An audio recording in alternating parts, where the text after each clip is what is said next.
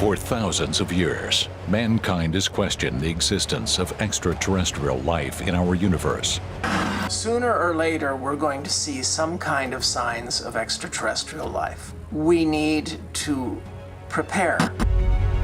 The chances that aliens exist in some form is highly probable. I think it's entirely likely that there's intelligent life somewhere in the universe. Today, astronomers are already sending messages into space. But what if these messages are perceived as threats and aliens believe humans are the enemy?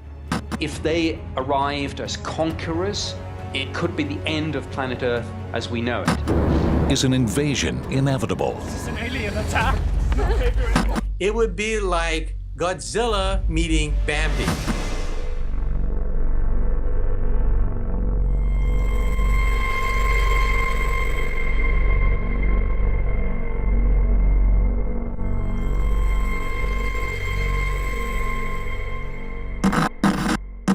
I think there's almost 100% chance that there are alien forms of life in the universe other than our own.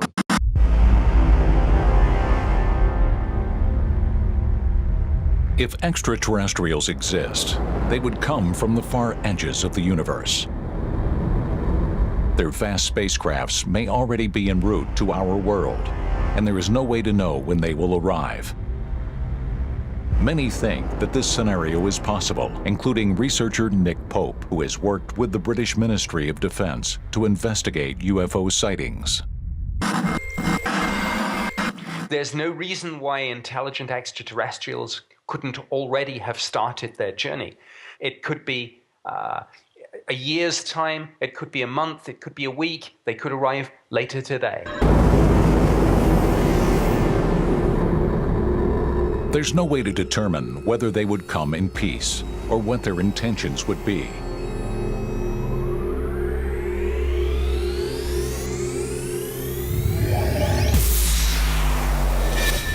Extraterrestrial contact with our planet would change life as we know it.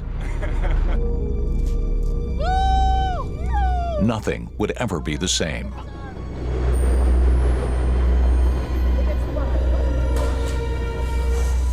Tu fais quoi? Ah, surprise! The arrival of extraterrestrials could mean extinction for the human race.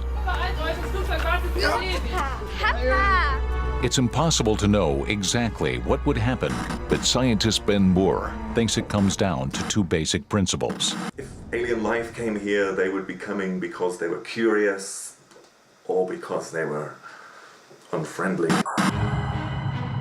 Our Earth is just a mere speck in a massive universe. Statistically, scientists believe that this may mean that there could be millions of other civilizations like ours out there. The Earth orbits the Sun just like 7 other planets. But our Sun is not unique. It is only one of more than 100 other billion bright stars in our galaxy, the Milky Way. And even the Milky Way is just one of 1 trillion more galaxies.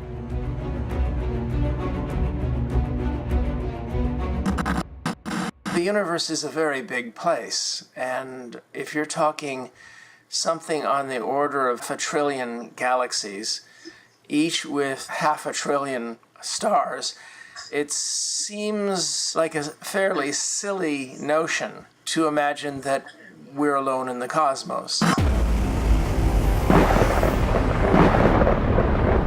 Some scientists believe it is only a matter of time before aliens finally reach Earth.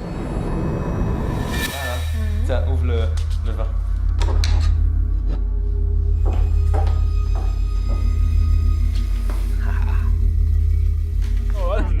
They might be closer than ever before. This is nice. The most incredible guy on Earth.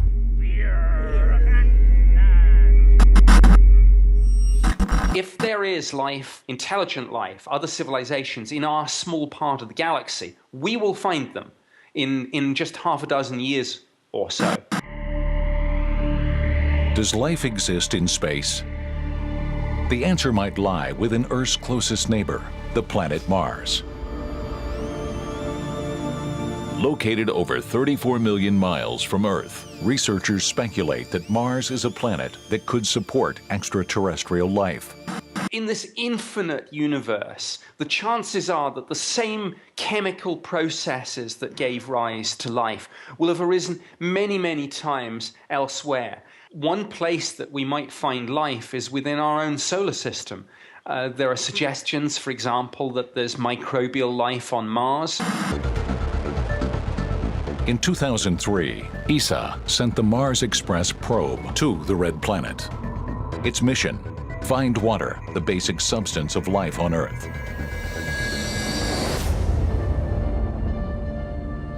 The images from the Mars camera showed something remarkable: deep valleys that cut through the Mars rock. At one point in time, water must have flowed here. And in some Mars craters, scientists have found frozen water. There are even entire glaciers capping the poles of Mars. But that's not all. We see images of riverbeds, even the image of an ocean. So we do know that Mars was once tropical. It was once lush. Scientists have been able to retrace the entire history of Mars. 4 billion years ago, a gigantic sea covered a third of the planet. This water would have been enough to support microorganisms, except suddenly, the climate changed. And for some reason, Mars lost its atmosphere and cooled down, and the water evaporated or became frozen within the surface soil. It may have had life in the past. But if just a small amount of liquid water is still present, there is still hope for life on Mars.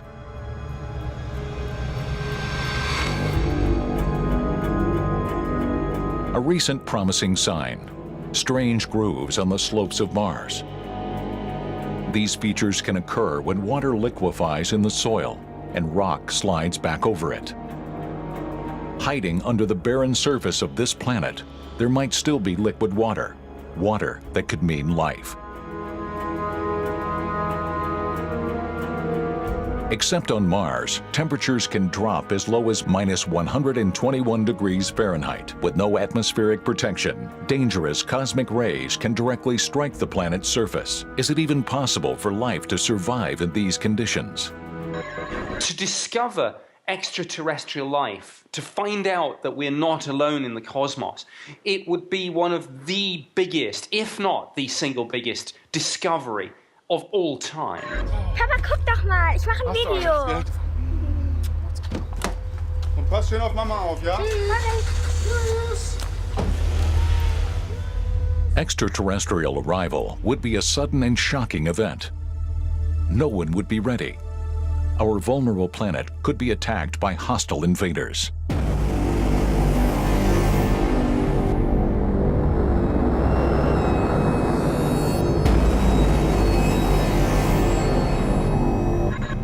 If there was an alien spacecraft coming into our solar system, we may only have a few days or weeks warning. They would be very hard to see. To answer the age-old question of existence of life on Mars, scientists take a deeper look at a continent on Earth that can mimic Mars' icy climate: Antarctica. Researchers from the German Aerospace Center are looking for extremophilic organisms, microorganisms that can handle the harshest cold.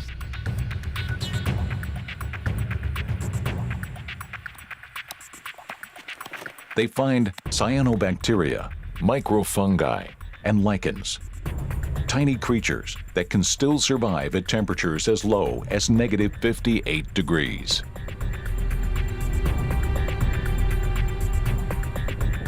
These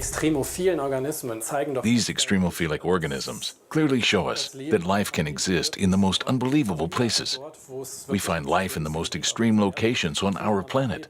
So why shouldn't organisms also exist on Mars, which is also an ice-cold desert?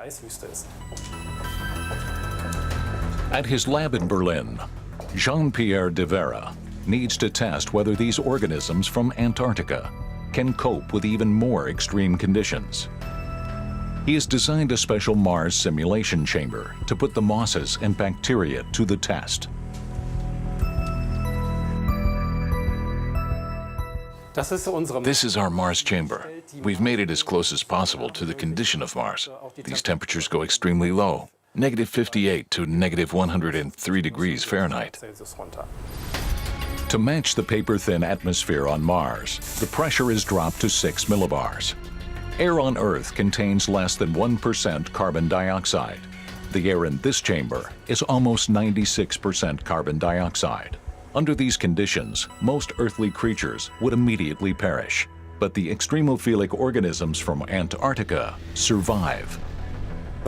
So far, what I've discovered in the Mars chamber has been very surprising. Even under the Mars conditions, the fungi could form proteins, and bacteria still produced methane. These algae and lichen could still be able to carry out photosynthesis even under Mars conditions. For this reason, we want to take the next step.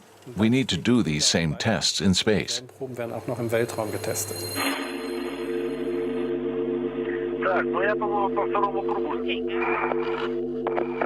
To assist with this study, the International Space Station is called into action for this unique experiment. With a risky setup outside, the astronauts assemble an experimental lab on the external surface of the space station. Several hundred samples, including the bacteria, fungi, and mosses, will be exposed to cosmic radiation, orbiting the Earth for over a year. If these organisms can survive in space, they may also have managed to survive on Mars. Life can exist on Mars. Based on the experiments we've done, it's clear that today's Mars is a viable planet. I believe we need to seriously look for life on Mars. Proving simple life exists on Mars would tremendously fuel the greater discussion about intelligent life. Ours will be the generation that makes this literally game-changing discovery that alters everything we know about ourselves and our place in the cosmos.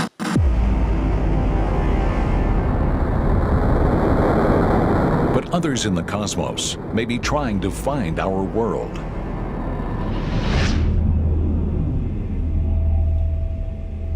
Mama, schau mal da. Schatz, ich kann jetzt nicht, ich muss Auto fahren. Da fliegt aber was. Mama, da! There is no way to anticipate where they would land. Their arrival would shock humans.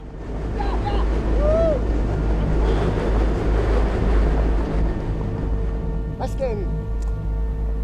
Was ist denn?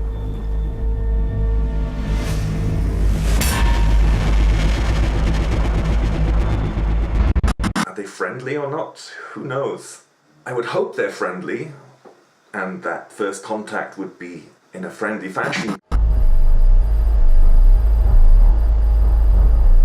Humans need to find proof of extraterrestrial existence before they make contact.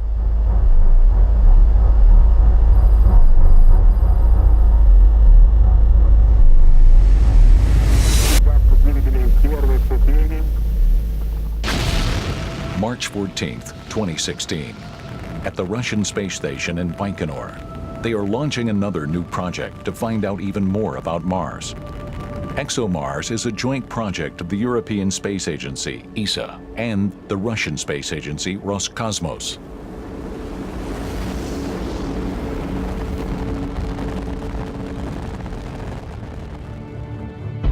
The mission is monitored via ESA's control center in Darmstadt. Flight director Michel Denis makes sure that the probe stays on course. La mission ExoMars va a une ambition d'aller. ExoMars' mission is to find traces of life on Mars. That could be life that used to exist or maybe even still exists today. Sur Mars. Since on Earth, methane is mostly produced by living things, the Trace Gas Orbiter is designed to detect methane and then find the source of the gas. Ce soit peut-être du volcan. The methane on Mars might be generated by volcanoes. Peut-être des phénomènes. We believe that those volcanoes are now extinct, so it could be produced by minerals, or it could be created by living organisms. Complètement exclu des phénomènes vivants. In the next phase of the mission, a rover will land on Mars. since cosmic radiation makes the surface itself too hostile for life forms. The rover will search for life in the ground. Protected from lethal radiation under the surface, microbes could still be alive.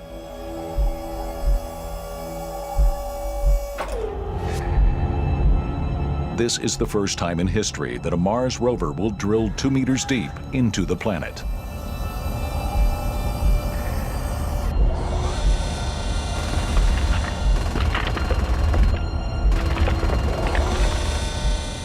Et plus on va en profondeur, plus on remonte dans l'histoire. The deeper we drill, the further we can go back in history, increasing the chances that we will find life. Sur Mars, au cas où elle est disparue. The soil samples are examined immediately at the site. A special set of instruments on board the rover analyzes the drill cores for traces of life. But even after all this effort, there is still a chance that Mars may actually be a dead planet. There are still other potentially habitable worlds. The 2 moons orbiting Saturn, Titan and Enceladus, could hold life in the ice that covers them. Gas giant Jupiter also has its own ice moons, Ganymede and Europa. Underneath their ice crusts, they may have oceans of liquid salt water, which could be teeming with life. Our next hot candidates are still in our solar system. We definitely want to look for life on the ice moons. One of these moons is very active, and we can tell that it is spurting out ocean material. That's exactly what we want to see. If something is coming out of the ocean, there could be life in that material. Future missions could finally reveal if there is life in our solar system.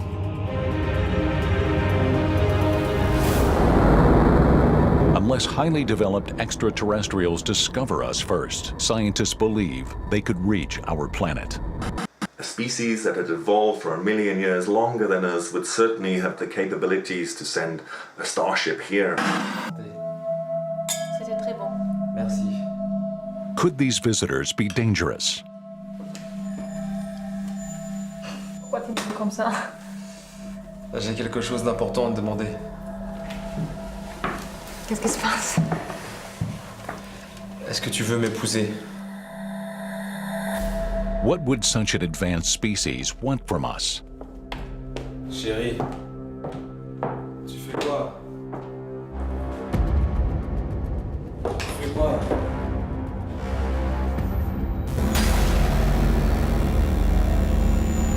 If aliens decided to conquer our Earth, would we even stand a chance? Oh, yeah. Hey! Look at it. Look at Look at it. Look at what? Behind you. If they arrived as conquerors, it could be the end of planet Earth as we know it.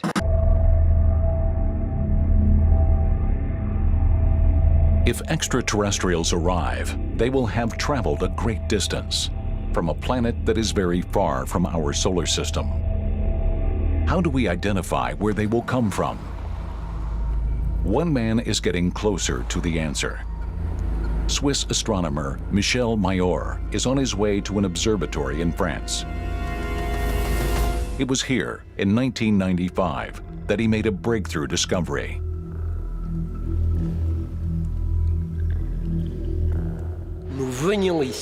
We have come here to the observatory of Haute-Provence to measure as many stars as possible in the clear sky. In just his first week, Mayor was able to pinpoint 142 stars. And there's something very peculiar about one of them. Star 51, Pegasi, seemed to be moving. A small strange wobble that made him think that it could have a planet in its orbit. Looking at them from Earth, most stars appear to have a steady, even speed. But we have noticed that 51 Pegasi actually changed its speed in a very specific way.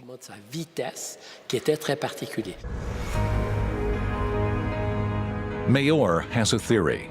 The gravitational pull of this star holds onto a planet, but the planet itself is tugging back, causing the star to also make a small movement.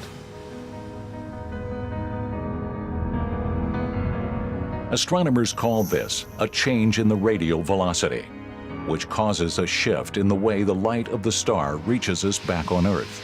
As it moves forward, it is seen as bluish. As it moves back, it is perceived as red. Mayor checks these tiny deviations in the light spectrum with his spectrograph. Mayor is positive. 51 Pegasi must have a planet. This was our proof that there was a planet orbiting the star. For the first time ever, an exoplanet has been identified, a planet outside our solar system. The newly discovered planet is located in the constellation Pegasus, 50 light-years away from Earth, and it's been given a name, 51 Pegasi b. This was the first time that we found a star other than our sun that actually has a planet. The discovery of 51 Pegasi b is a major milestone in space exploration. We now know for certain that exoplanets exist outside our solar system. The discovery also is another reason why many scientists are convinced extraterrestrials exist, including well-known theoretical physicist Michio Kaku. I think the probability is near 100% that we will find intelligent life in the universe. Do any planets have the potential to support not just simple life forms, but the development of whole civilizations? Could there be a second Earth, a planet exists with the same characteristics as our own?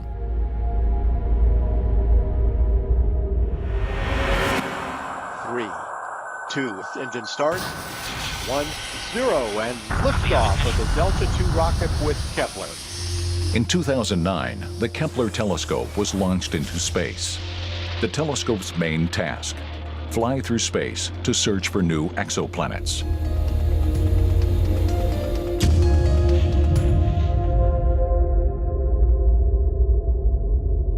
Kepler has spotted over 2,000 exoplanets, and the telescope keeps making new discoveries every day. The Kepler satellite has given us a census of the Milky Way galaxy. We know that between 50 to 100% of the stars you see at night have planets going around them. And so the chances that we're the only planet with intelligent life, I think, is very close to zero. To this day, almost 4,000 exoplanets have been discovered. Like Corot 7b, 490 light-years away. This planet likely is primarily made up of hot lava. At first glance, planet HD 189733b actually looks like Earth, but it has its blue color for another reason. Not water, but hazardous glass particles in the atmosphere with brutal winds of 5,000 miles per hour. It may even rain molten glass on this planet.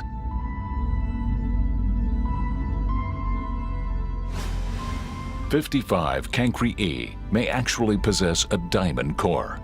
The surface is a scorching 3,600 degrees Fahrenheit, and the atmosphere of this exoplanet contains high amounts of a toxic prussic acid. Life as we know it on Earth could not exist here.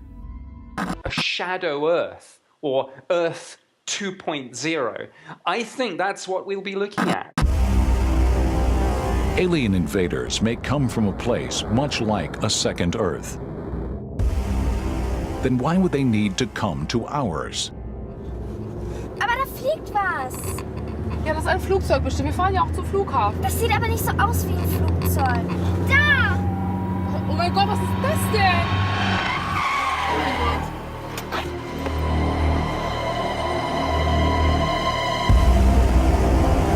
If they truly come to wage war, humans would have no hope. Military experts believe that facing aliens in combat would be devastating.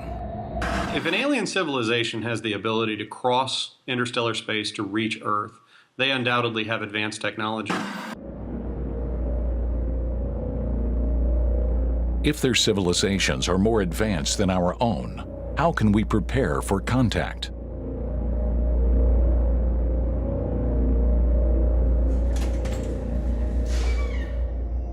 Another scientist is also scouring the skies to find a planet where life is possible. Heike Rauer is an astrophysicist at the German Aerospace Center. The big goal we have is to find planets that are similar to our Earth, habitable ones where we might be able to find life. Heike Rauer knows the key is to find planets with a solid surface and water, the two attributes that seem to go hand in hand with the existence of intelligent life. If I push the Earth closer to the Sun, it would get hotter. Some oceans would evaporate, and then we would have a planet that was not inhabitable. And if I push the Earth farther away from the Sun, it would be so cold that the water would freeze and we would just have an ice planet. Our planet wouldn't be habitable then either. So there's a specific ideal distance from the Sun. We call this area the habitable zone. This habitable zone is the only place where life can develop. But for that to happen, the planet also needs an atmosphere. Like the thin gas layer, which also surrounds our Earth, protecting life from the lethal UV radiation emanating from stars, including our own Sun. The atmosphere is also crucial, of course, because we breathe, and we need the oxygen from our atmosphere to live. So a planet must also have the right kind of atmosphere. She uses a trick to quickly find habitable planets. Wherever a planet flies past its star, at this precise moment, the star darkens slightly. Using this strategy, researchers like Heike Rauer now have detected more than 30 planets in the habitable zone that could be full of life.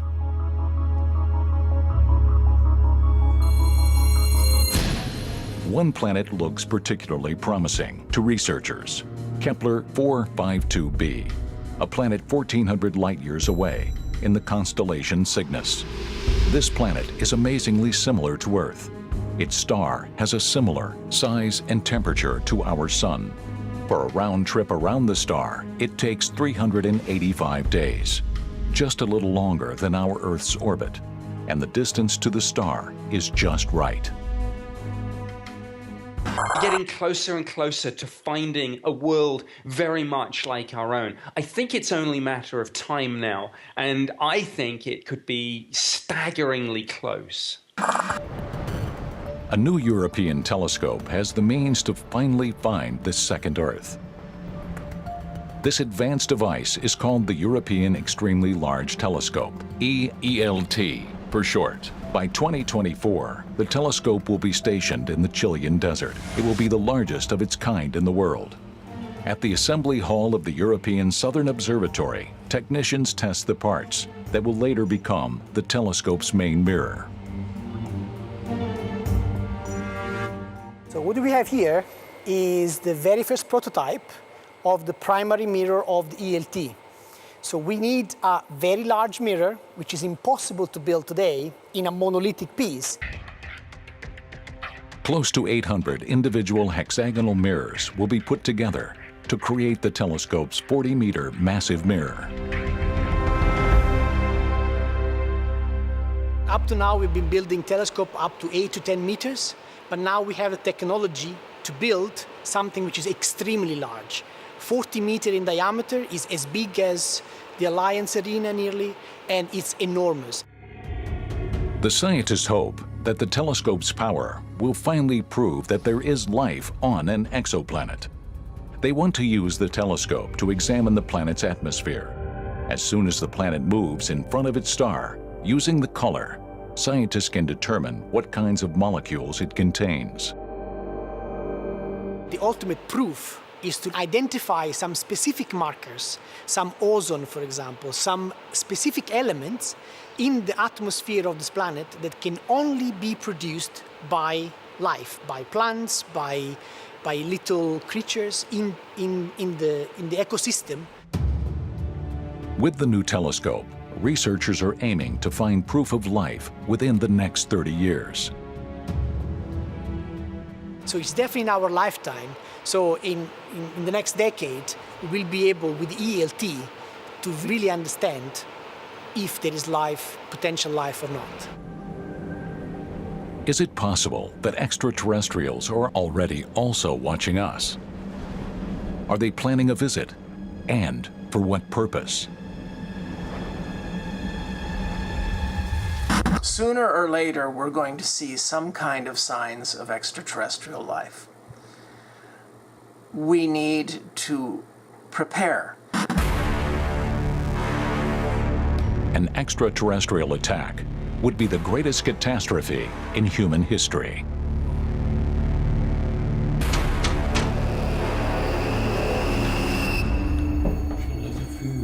C'est la fin du monde. Vas-y, casse-toi, toi. C'est la fin du monde. Is life out there like on Earth? It probably shares some of those characteristics that life on Earth has. Is there any way to predict what the invaders will look like? Some researchers believe that aliens might be extremely similar to us. I think there's a great chance that some extraterrestrials would look exactly like us. So, for example, eyes are very useful. Legs are very useful for mobility. Those things may be present elsewhere in the universe. So I would not rule out some extraterrestrials being indistinguishable from human beings. Different environmental conditions could mean that life from other planets would look drastically different. These organisms would need to endure extreme heat or extreme cold. If they came from a planet with stronger gravitational forces, extraterrestrials may have adapted and developed massive muscle to fight against gravity's pull. Small, compact creatures would have the advantage on this type of planet. Or a planet with less gravity. Aliens would need much less muscle to move around. Their planet could be populated by thin giants. All life on Earth is made up of carbon and water. But in another world, it's possible that life developed from entirely different chemical elements. On Saturn's moon, for example, there may be no liquid water, but there are still other building blocks that could be combined to form life. So creatures on Titan could use ethane or methane as a liquid instead of water. Then the building block would probably be silicon instead of carbon. And those creatures might breathe in hydrogen instead of oxygen. So life could be very alien on that world. There's also the possibility that the visitors will not be actually alive. Aliens could potentially send their own intelligent machines into space. When we actually meet them in person, they may already have bioengineering and artificial intelligence. So don't be shocked to find that they're part robotic and part biological. Many scientists think that it's entirely plausible that aliens have developed advanced spacecraft capable of reaching Earth. Yes, it's perfectly possible to do interstellar travel. It just takes a lot of effort and a lot of money to develop such a spacecraft. A journey through the stars is already within reach. Russian millionaire Yuri Milner has invested $100 million into the U.S. Breakthrough Initiatives project, and others are on board, including astronaut Frank Drake and even star physicist Stephen Hawking. It's time to commit to finding the answer to search for life beyond Earth. It is important to us to know if we are alone in the dark. The plan is to visit our neighboring star system, Alpha Centauri, only 4.2 light-years away from Earth. Scientists have discovered that in this system, the red dwarf star Proxima Centauri is orbited by an Earth-like planet. Proxima b sits perfectly in the habitable zone, making the planet a prime candidate for harboring extraterrestrial life. But it would take an unmanned probe 32,000 years to reach Proxima b. Milner and Hawking believe we need a mini probe, which will be able to make the journey in only 20 years. If the probe weighed only a few grams, it could be equipped with a sail. Extremely powerful lasers on Earth would then be aimed at the sail. And in just 10 minutes, the probe would be pushed by the lasers at a quarter of the speed of light. For the first time in human history, we can do more than just gaze at the stars. We can actually reach them. Traveling at a speed of 45,000 miles per second, it would only take the ultralight spaceship 20 years to reach Alpha Centauri.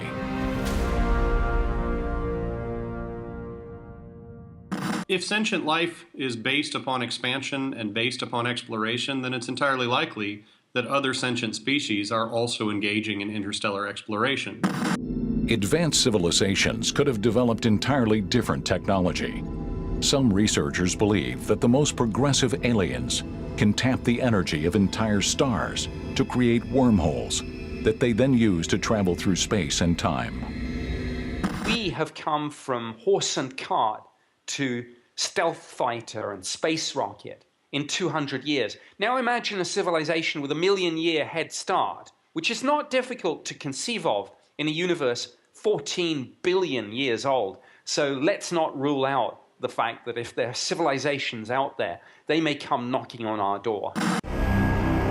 Invasion by a higher-tech civilization poses a serious threat to the human race. In an attack, we would barely stand a chance. Ist es noch da? Humans would need to find shelter and safety as soon as possible. If this crisis would come to fruition, everyone would be caught off guard. But I think it's important to consider the possibility of interstellar species approaching the Earth that might be hostile, and consider what resources we might have at our disposal to allow us to defend ourselves. And time may be running out. Aliens may already be heading towards their target, Earth. But some alien hunters are more optimistic. One of the most famous hunters believes that aliens will be peaceful. Seth Shostak has devoted 50 years of his life to SETI research, the search for extraterrestrial intelligence. The American astronomer is convinced that his body of work will pay off. They're like a trillion, so that's a million planets just in our galaxy. It's like you bought a trillion lottery tickets. You know, a couple of them are going to be winners. So it just strikes me as inevitable that there is other intelligent life out there. Someday, we may be able to actually communicate with extraterrestrial civilizations, but are they already trying to get in touch with us? To find out, SETI researchers use radio telescopes, like the Allen Telescope Array in California. These telescopes can receive acoustic radio signals from deep within the universe. We point them in the direction of nearby stars, which we think might have planets, which might have life, which might have intelligent life. And we just look for signals that are coming from those directions, signals at one spot on the radio dial that would tell us, hey, you know, I don't know what they're saying, I don't know what they look like, but they've built a radio transmitter. And once upon a time, a signal just like this one reached Earth. 1977. The Big Ear Radio Telescope of The Ohio State University has its antennas aimed directly into space. Using these antennas, the telescope could capture every radio wave lying in its orbit, and suddenly it received a strange signal from space. Astrophysicist Jerry Amon was working on the Big Ear Telescope. He could hardly believe it when he analyzed the recorded data. In those days, all the data were just printed out as numbers on a big printer, and he would just go through it and look to see if there was anything interesting that had happened the night before. One morning, he finds a big signal, and he gets so excited about it, he writes, "Wow," next to it. This wow signal came from the constellation Sagittarius, 200 light years away from Earth. With a 30-fold standard deviation, the signal was strong enough to be heard over the background noise of the universe, and it may have been sent out by another civilization. But the wow signal was never detected again. To this day, it is unclear if it is a result of something natural or if it was caused by something else. If extraterrestrials are sending signals to us, what would happen if they personally paid us a visit? People would respond in many different ways. Some people would literally panic in the streets. There's no connection. Okay, nobody knows what's going on. People are freaking out. Hey, Chaos and violence would strike the cities of Earth. Our world as we know it would collapse. There's somebody.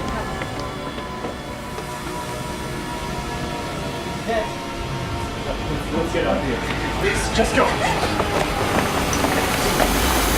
Fear, shock, panic, anger. It's entirely likely that humans would be terrified.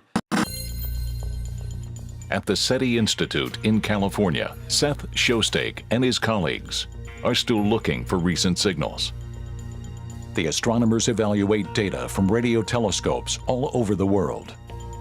To date, they have not found any evidence proving that extraterrestrials exist. Therefore, many scientists criticize SETI search methods.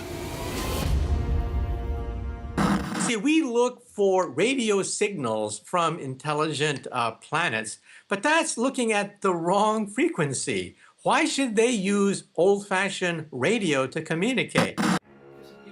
The alien hunters have not given up. To finally get in touch with extraterrestrials, some SETI researchers think that we should play a more active role in communication. Instead of listening to distant signals, our own messages should be sent into space. If you send to some nearby stars, so they're not terribly far away, 10 light years, 20 light years, then maybe you get a response while you're still alive and can enjoy a response. It would not be the first time that astronomers have sent a message to aliens. In 1977, the Voyager 1 probe made its way into space. Since then, it has reliably sent back data and images from our solar system.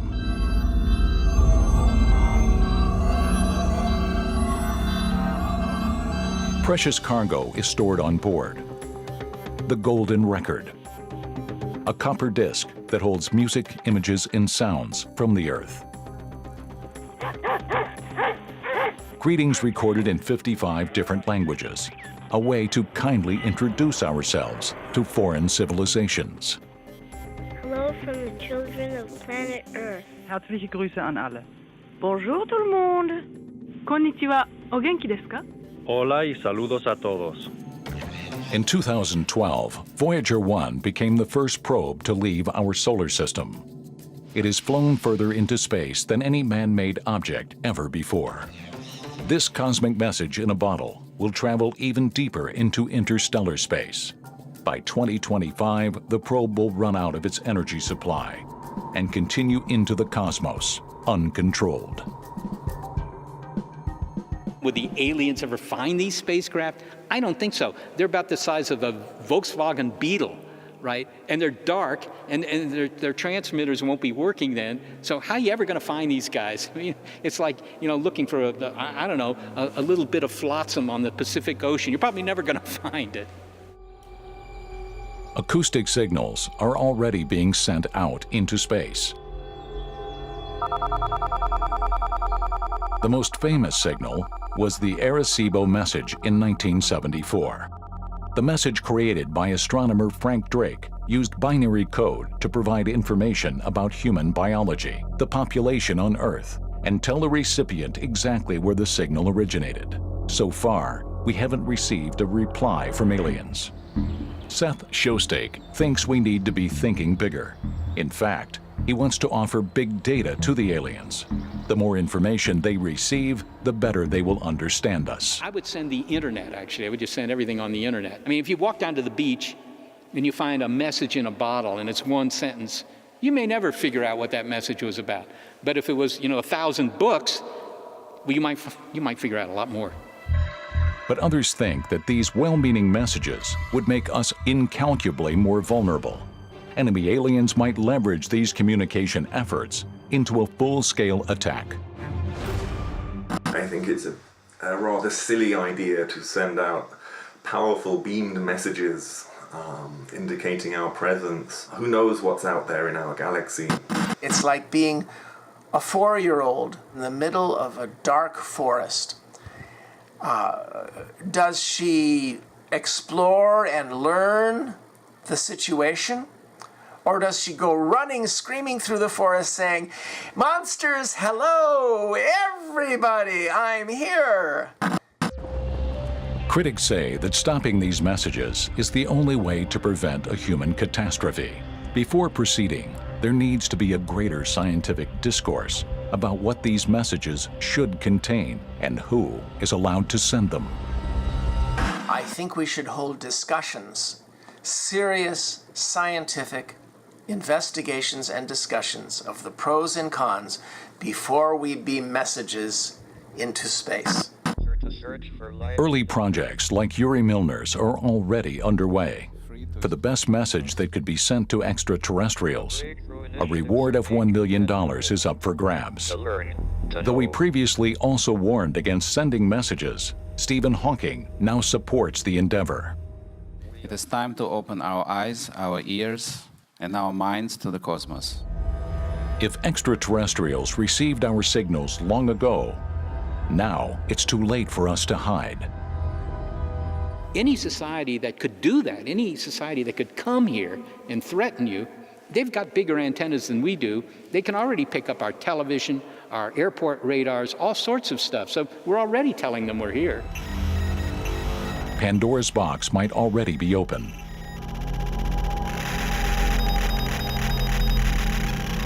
At this very moment, aliens could be en route to Earth.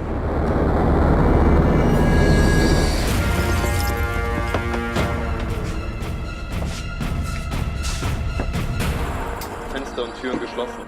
Die Regierung arbeitet an einem Notfallplan. Das Militär ist in Alarmbereitschaft und bereitet für einen möglichen. Und was machen wir jetzt? Keine Angst. Hier sind wir erstmal sicher.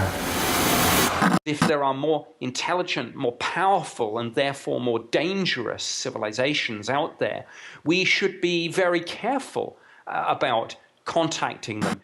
These fears are not unfounded. In the history of mankind, when a new country or continent is discovered, it has always ended tragically for those who are conquered. The less technologically advanced culture experienced pain. In some cases, death and extinction. In some cases, slavery. An invasion of militant aliens could end the human species. If the battle begins, those who could hide in time would be the only survivors. Aliens would need a motive to fight Earth.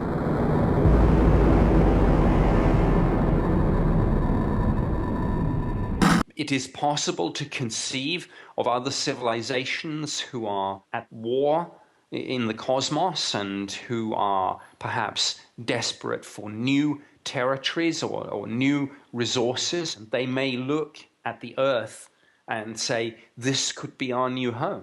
Would universal war with extraterrestrial life be plausible solely for our resources? With so many planets out there orbiting stars that will have water and carbon and all the elements that are on Earth, there's no reason to come to a planet filled with life.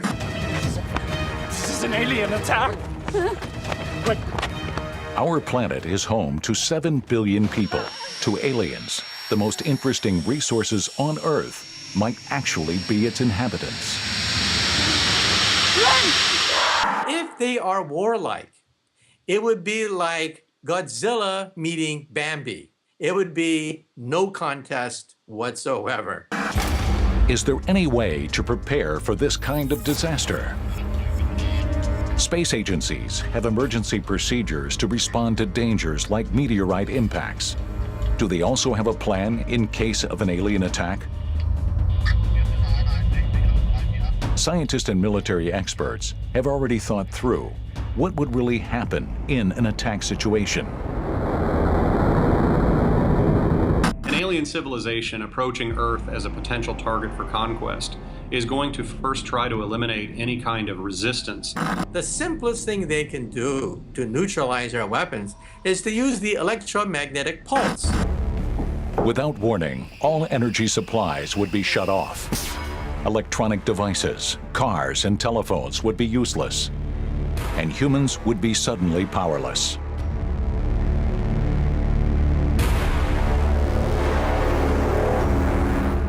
you would essentially drive human civilization back into the 19th century. Earth's largest cities would be targeted first in an invasion, and most would not survive the brutal war.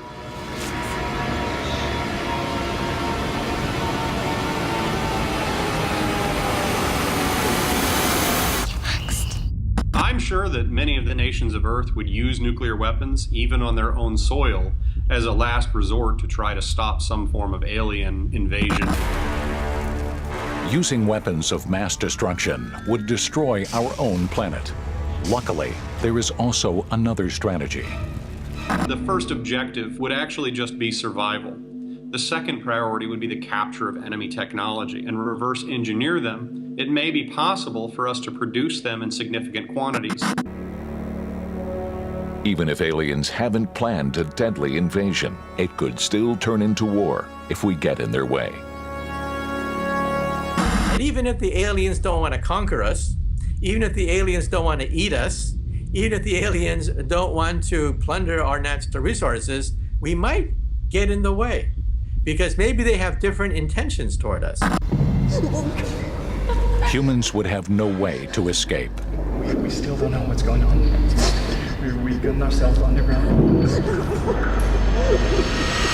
If an enemy arrives that has such a massive disparity in their technological capabilities that you have no means of potentially fighting back, then perhaps your best opportunity to survive is to accept the changing nature of your civilization.